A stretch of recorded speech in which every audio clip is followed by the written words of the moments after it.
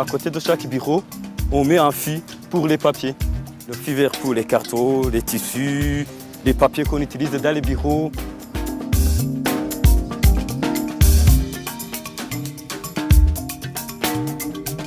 La première base, c'était vraiment de trier les déchets. Et puis une fois qu'ils étaient triés, on les a tous pris un par un et on a essayé de voir comment est-ce qu'on allait pouvoir les retraiter nous-mêmes. On ne peut pas se permettre d'arriver sur un chantier et que nos activités aient un impact négatif. Donc on essaye de tout faire pour le réduire. C'est ça aussi qu'on s'engage à faire vis-à-vis des clients, vis-à-vis de la population, vis-à-vis de tout le monde. Ici, c'est le fil blanc pour les déchets récupérables. Toutes ces bouteilles-là, on les récupère. Après, on met souvent, on met des fleurs devant les bureaux. Donc, on les utilise.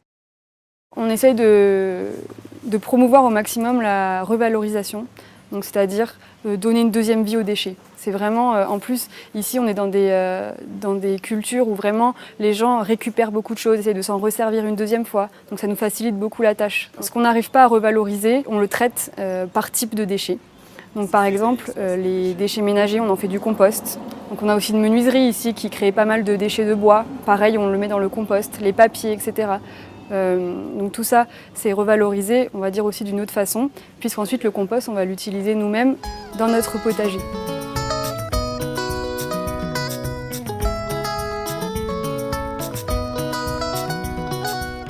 Pour les déchets mécaniques, les deux déchets principaux, on va dire, qui posent problème, c'est les batteries des voitures, des véhicules, et les filtres à huile. Donc ce qu'on fait en général, c'est qu'on récupère l'huile des filtres, qu'on va ensuite revaloriser nous aussi, et les filtres en eux-mêmes, on les met dans une benne, pareil, pour que ça soit récupéré. On fait pareil pour les batteries. En fait, on essaye de dissocier au maximum tous les composants pour ensuite les distribuer en fonction de ce qui intéresse les gens.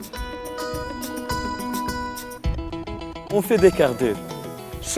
Après 2 jours, il y a 15 minutes qu'on part dans tous les services pour rappeler les conditions de l'hygiène, les règles de l'hygiène et les règles de l'environnement. On est en train d'informer aux entourages.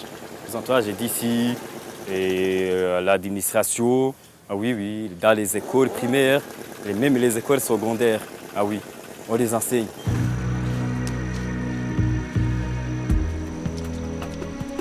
Si je vois que je peux fournir des efforts pour protéger mon environnement,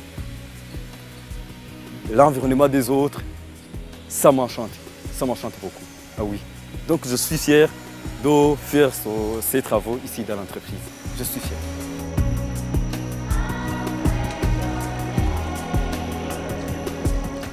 Nous ici sur ce chantier, les clients ne sont pas encore trop demandeurs, mais on sait qu'à l'avenir, plus ça va aller, plus il va falloir se battre aussi sur ce thème pour pouvoir remporter des marchés. Ça c'est certain. Les marchés anglophones par exemple sont très exigeants et Sogea-Satom répond à ce type de marché. Donc on sait qu'à terme on n'aura même plus le choix, ça sera une obligation.